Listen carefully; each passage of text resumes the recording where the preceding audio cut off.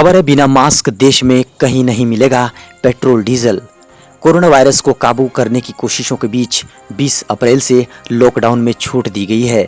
जो इलाके green zone में है वहां जनजीवन सामान्य करने की कवायद जारी है, लेकिन कुछ बातों को लेकर सरकार और प्रशासन पूरी तरह सख्त है।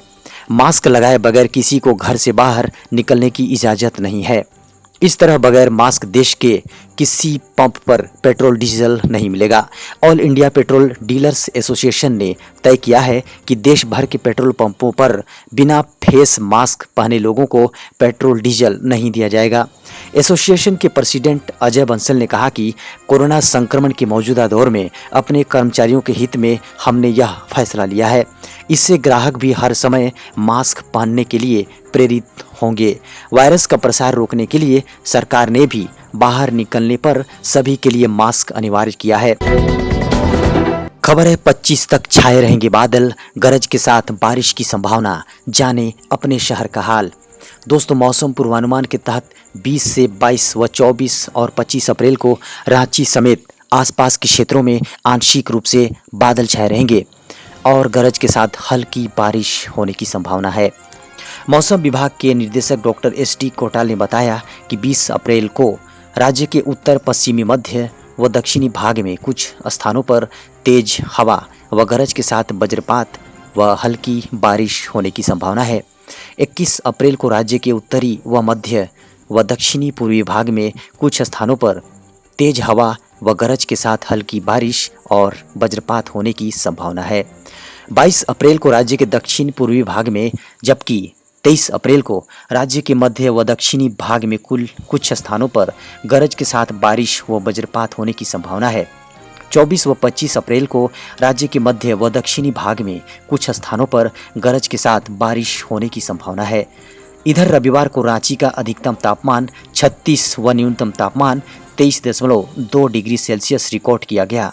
सामान्य तापमान की अपेक्षा अधिकतम व न्यूनतम तापमान में 2 डिग्री सेल्सियस की वृद्धि दर्ज की गई। खबर है, जंग एक कोरोना, झारखंड में उठी केरल मॉडल लागू करने की मांग। ज्ञान विज्ञान समिति ने सीएम को लिखा पत्र। भारत ज्ञान विज्ञान समिति के राष्ट्रीय महासचिव डॉक्टर काशीनाथ चटर्जी ने मुख्यमंत्री हेमंत सोरेन को पत्र लिखकर झारखंड में कोरोना वायरस की रोकथाम के लिए केरल मॉडल अपनाने की सलाह दी है। उन्होंने कहा है कि देश के अलग अलग हिस्सों में केंद्र सरकार के निर्देशन में प्रदेश सरकारों द्वारा कोरोना फैलने की गति को रोकने के प्रयास किए जा रहे हैं, जिनमें पूरे देश के तौर पर केरल को एक बेहतरीन मॉडल के रूप में देखा जा रहा है। दुनिया के 60 से अधिक देशों में संपर्क होने के बावजूद योजनाबद्ध एवं सुव्यवस्थित रूप से समग्र कार्यक्रम बनाकर कोरोना की गति रोकने में केरल कामयाब हुआ है। खबर है, अपनी जान जोखिम में डालकर लोगों को बचाने की कोशिश कर रहे कोरोना योद्धाओं का राष्ट्रपति कोविंद ने जताया आभार। कोरोना वायरस महामारी की लड़ाई में अहम योगदान देने वालों के बारे में राष्ट्रपति रामनाथ कोविंद ने कहा है कि अपने और परिवारजन के लिए गंभीर जोखिम उठाते हुए कोरोना वायरस के खिलाफ युद्ध में देश की सेवा करने वाले सभी देशवासियों के लिए मैं विशेष आभार और सम्मान व्यक्त करता हूं। हमारे डॉक्टर, नर्स और अन्य सभी स्वास्थ्य कर्मी अनुकरणीय साहस का परिचय दे रहे हैं। देशवासियों का जीवन बचाने के लिए वे अपनी जान जोखिम में डाल रहे हैं। वे जिस समर्पण और निष्ठा के साथ देश की सेवा कर रहे हैं, उसका उल्लेख इतिहास में बलिदान और सेवा की महागाथा के रूप में किया जाएगा।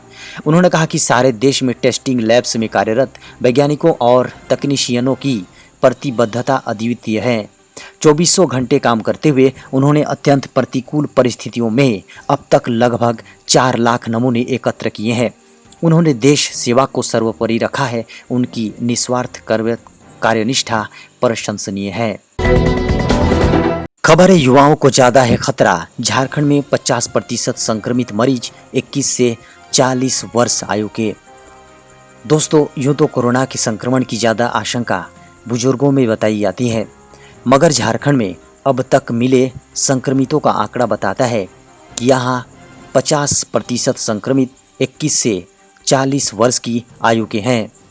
Integrated disease surveillance program IDSP की रिपोर्ट के मुताबिक 18 अप्रैल तक मिले 32 कोरोना संक्रमितों में आधे से अधिक 16 मरीज इसी एज ग्रुप के हैं। इनमें से ज़्यादातर में लक्षण भी नहीं है। राज्य की पहली मरीज मलेशियाई महिला थी, मगर अब तक मिले मरीजों में पुरुष ज़्यादा हैं।